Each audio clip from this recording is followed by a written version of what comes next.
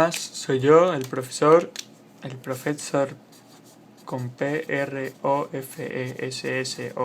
punto, y ingeniero.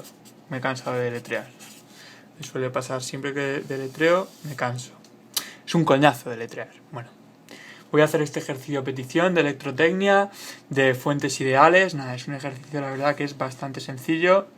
Me dan esta fuente de tensión ideal, me dan aquí una resistencia de un ohmio, me dan aquí otra fuente, que si os fijáis está colocada al revés, ¿vale? Esta es U, y me dan aquí una bobina, ¿vale? Con L2 henrios, ¿vale? Bueno, me están diciendo en el enunciado que esto es 5 voltios, ¿vale? Sabéis que la tensión va siempre de más a menos, va así, o sea, en este caso la tensión va así, de más a menos, ¿vale? En el enunciado me están diciendo que U es menos 5 voltios, ¿vale? Entonces, eso significa que U es 5 voltios, pero que en verdad va hacia abajo. Pero bueno, la voy a dejar hacia arriba y se puede hacer dos cosas, o dejarla hacia arriba y que valga menos 5, o ponerla hacia abajo y que valga 5. Bueno, la vamos a dejar así. Entonces me están diciendo que calculemos el valor de la intensidad I, está aquí, en amperios, cuando U vale menos 5, este caso aquí, si el circuito se encuentra en régimen permanente de corriente continua. Muy bien, como sabéis, la formulita para las bobinas es lambda es igual al coeficiente de autoinducción por la intensidad, ¿vale?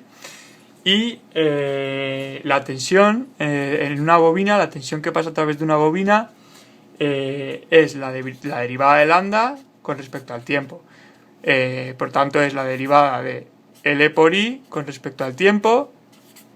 Y como L es una constante, sale fuera, nos queda L por derivada de I con respecto al tiempo, ¿vale? Entonces, esta va a ser la tensión que atraviesa la bobina, ¿vale? Con el paso del tiempo.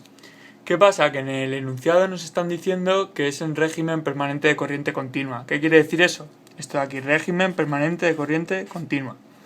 Eso significa que ha llegado un momento en que la corriente que está pasando es continua, es permanente y vale lo mismo, tiene el mismo valor con respecto al tiempo. O sea, no hay variaciones de corriente. Por tanto, la variación de la intensidad con respecto al tiempo va a ser cero. Y esta es la clave del ejercicio. Por lo tanto, la tensión que atraviesa entre los distintos polos de la bobina es cero. Por tanto, este circuito de aquí lo podríamos sustituir por uno igual con la bobina cortocircuitada. ¿Por qué? Pues porque la tensión me sale que es cero, o sea, no hay diferencia de potencial, es como un cable cortocircuitado, ¿vale? Esa es la clave. Entonces me vuelvo a pintar aquí el circuito, ¿vale? Con su resistencia, aquí muy bonita, la tensión, más, menos, pero claro, aquí ahora lo cortocircuito, ¿veis? Así con todo el morro lo cortocircuito. Aquí le pongo su más, su menos, su U, ¿vale? Que esta era 5 voltios, esta era menos 5 voltios, ¿vale? Se podría poner hacia abajo, ya os lo he explicado. ¿Y esto cuánto valía? Esto valía un ohmio, ¿vale? Un ohmio y la intensidad venía por aquí, ¿vale? Entonces nada, simplemente aplico la segunda... Hostia, es que se me ha torcido esto. Vale. Simplemente aquí aplico la segunda ley de Kirchhoff, bastante sencillita.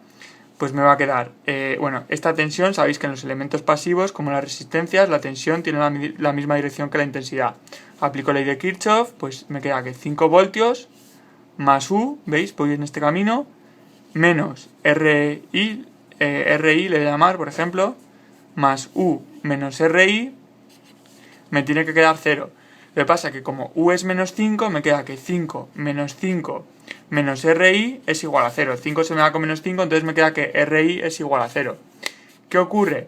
Que la tensión que está pasando entre estos bornes es 0.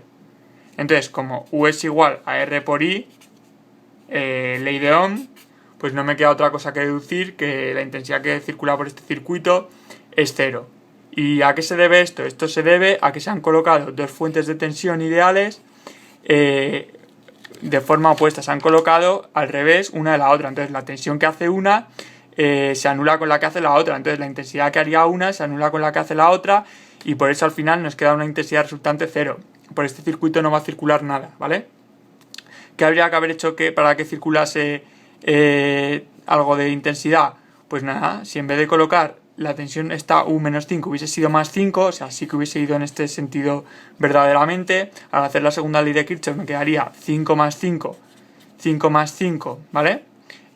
Menos R por I, esta R, bueno, R sub I en verdad es R por I, ¿vale? Que es la tensión, la U de esta resistencia es R por I, me quedaría 0, entonces me quedaría que R por I sería igual a 10.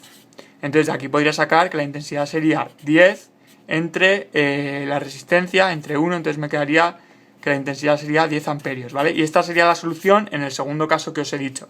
Pero quedaros con esta porque así lo ha hecho el profesor Cabroncete que haya puesto este ejercicio, que en verdad era para pillar, ¿vale? Venga, muchos saludos y mucha suerte.